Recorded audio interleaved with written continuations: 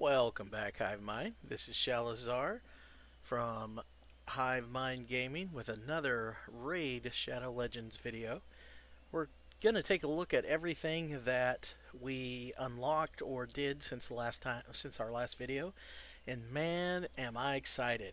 We got some good stuff accomplished last night. First thing what I did is I went here into the campaign and I did the mission, the Arbiter mission, which we'll collect in a moment. But then I just started completing all these with just my shaman and my kale, and I went all the way actually to the Deadlands, and I beat the Deadlands, and I just sat here and farmed this dragon right here. I farmed the dragon because to be honest, I probably should have farmed this one for one less energy. But I farmed the dragon in hopes to get better silver and XP until I found her. She was my yeah. It's a little hot in the desert. If you're under the age of 18, please cover your eyes. So she is probably one of the most pivotal characters you will want as a free to play player.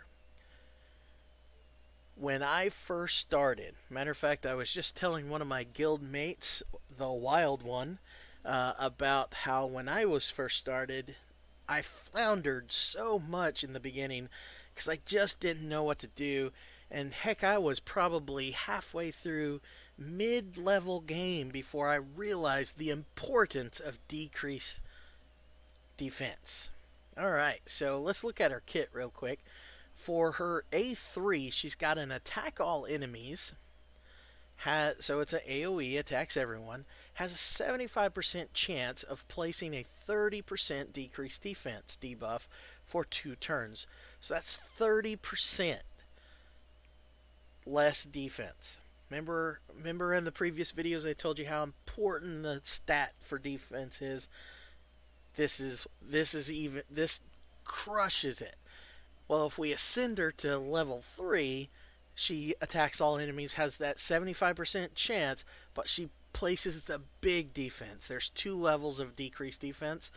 The first one is 30%, and then the next one is 60%. Man, totally taking away 60% of their defense is huge, and it is a game changer as a free to play player. So she is so good, guys. And then on top of that, you've got the if you book her, and when we book her, I mean if you get more copies of her, you can use her as a book. So which will increase the damage, which we don't care about. But the next one is an increase. It increases the buff and debuff chance by 10%, and then by 15% on the next one. So right there, it takes it to 100% of the time. So if she's fully booked here, she will 100% of the time place this debuff, and then after that, it's based on her accuracy versus their resist. And then if she's got the fourth book that falls in this location, we'll drop that to a 3-turn cooldown, which is phenomenally good. Then we'll look at her A2. Her A2 is just a single target, attacks one enemy, places a 50% increase attack buff on this champion, and places an extra hit if this attack is critical. The extra hit cannot be critical. So it's pretty good. It hits pretty hard. And if any books land in here, it just does increase damage. And then this one is attacks one. Her A1 is attacks one enemy, has a 30% chance of placing a 2.5% poison debuff for 1 turn.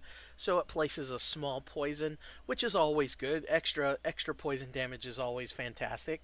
And then again, that has to do with it only procs 30% of the time.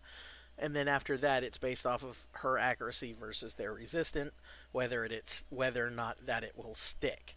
Now, if any books land here, it will only go up in damage. So if you can get your books to drop here in these four locations, you don't even need them in here. Because let's face it, guys, what you need her for is not to pump out damage. You're wanting she's an attack character, but you want her for this right here. You want her high speed. You want her to have the highest speed on your team because you want her to go first. You want her to drop her decreased defense before anyone else goes, and then that way your nukers, who's going to be like Kale, or if you chose any of the starting characters, then you want her to go first, and then you want the nukers to come behind them and attack with their big AOE attack, and it's fantastic. Trust me, it is a game changer. It will help you in arena. It will help you in clan boss. It will help you in faction wars. It will help you in every aspect of the game. I'm telling you, as a free to play player, she will be in everything you do. She will be in every dungeon, clan boss, everything. Everything you do, she will be in it. She plays a pivotal role as a free to play player, and like I said, maybe you just use blinders. I don't know when you're playing with her because yeah, she's a little naked. All right, so we went ahead and played until I got that, and then basically what I've been doing. He's another one that's also good at beginning levels as a free to play account. He is also a fantastic uh, uh, champion that hits really hard. So he's one that you can actually watch out for, or even grind to find once you get to this level. So what we tried to do is we tried to go, and unfortunately, these last through three levels I was not able to beat with just Kel and Shaman. I was able to beat them, but not without losing one of them. So in this one, I had to actually use four characters to beat, which got me to here. So what I've been doing is sorry, chapter 12, stage 3. Now you're going to be hearing this a lot. It's 12-3 on Brutal is the best bang for your buck when it comes to farming food.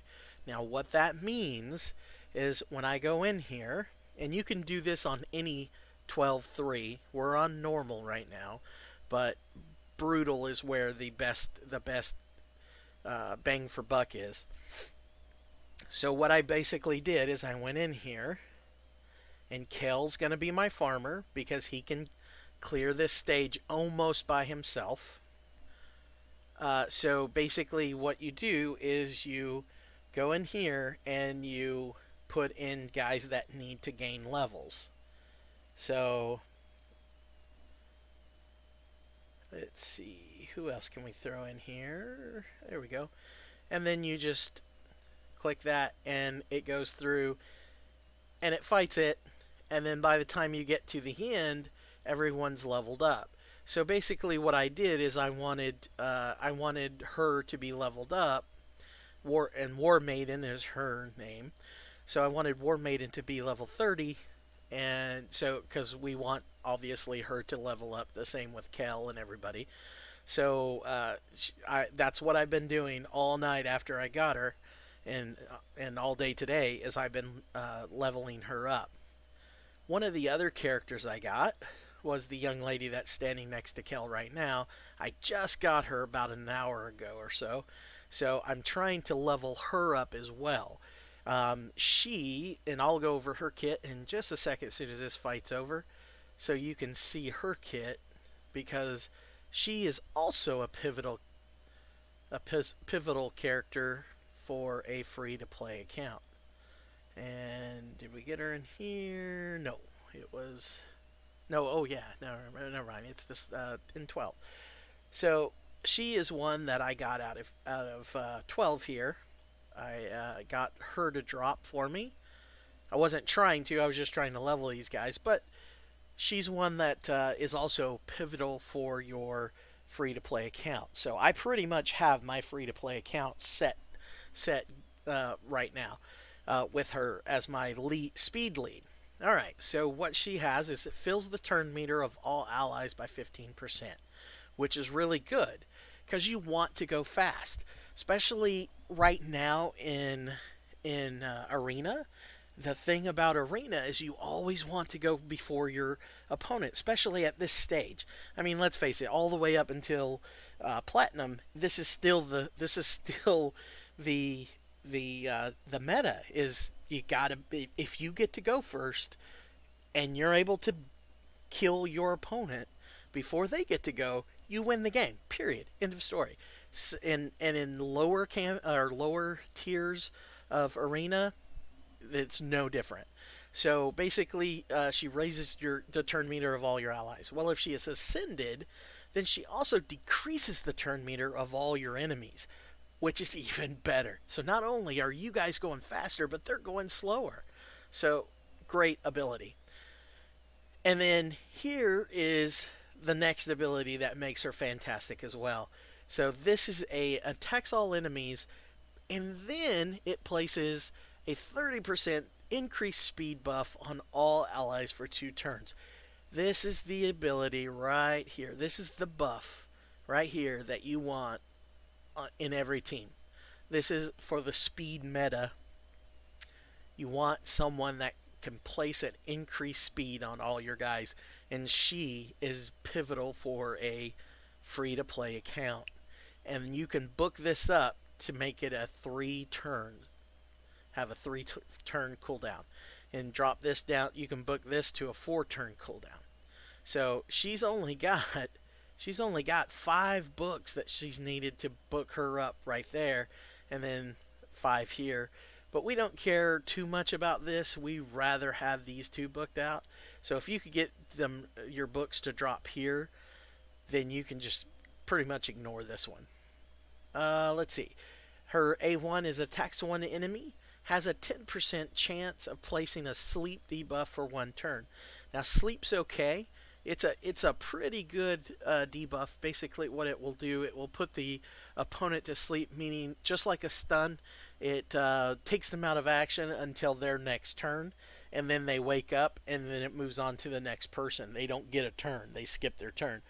Problem is, what makes it less uh, devastating, I should say, than stun is that if any of your guys hits them, it will wake them up.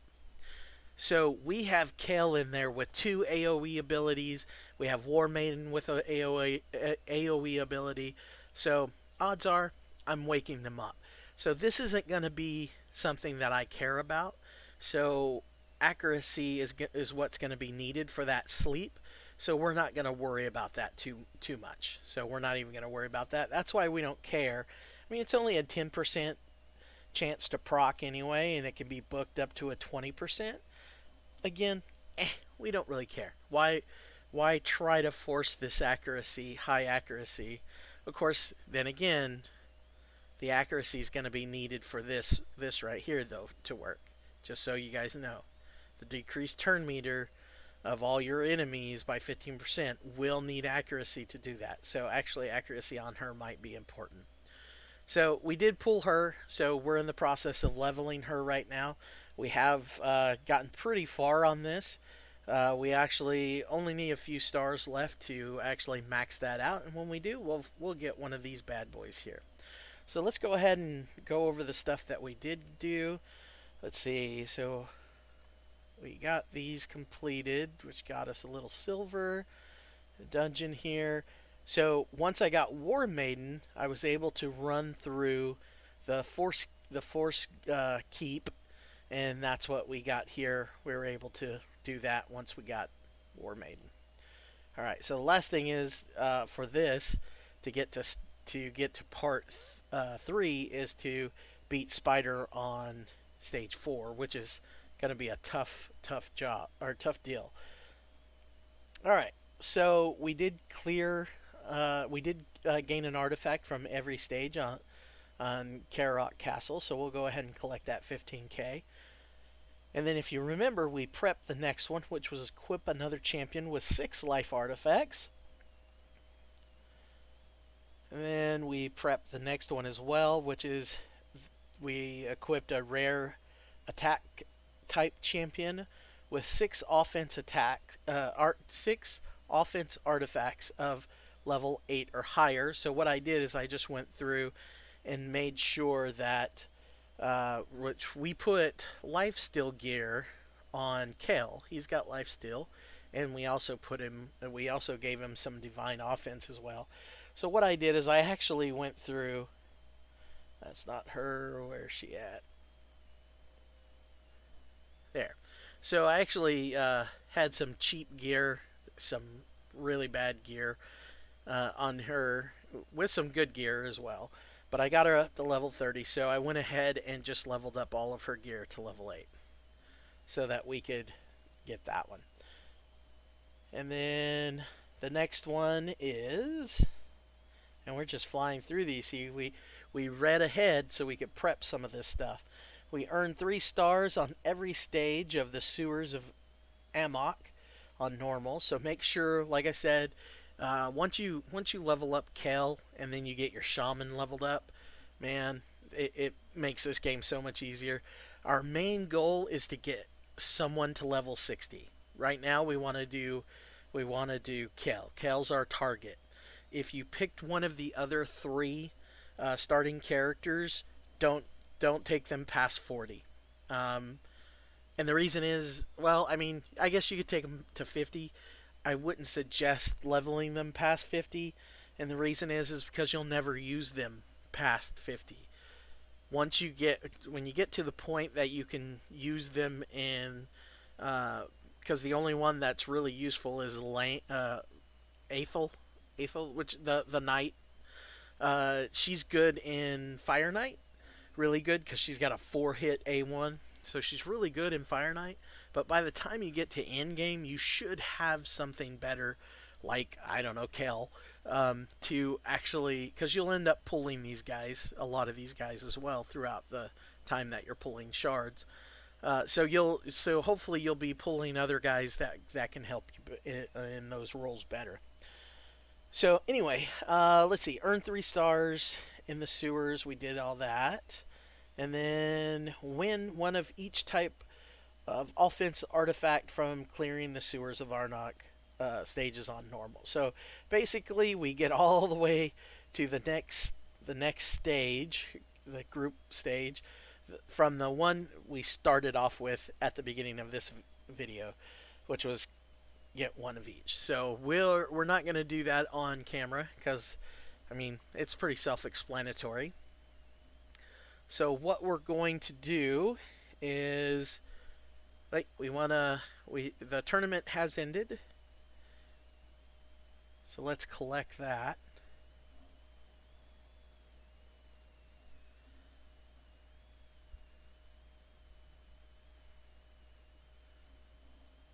All right, looks like we were first place. Awesome.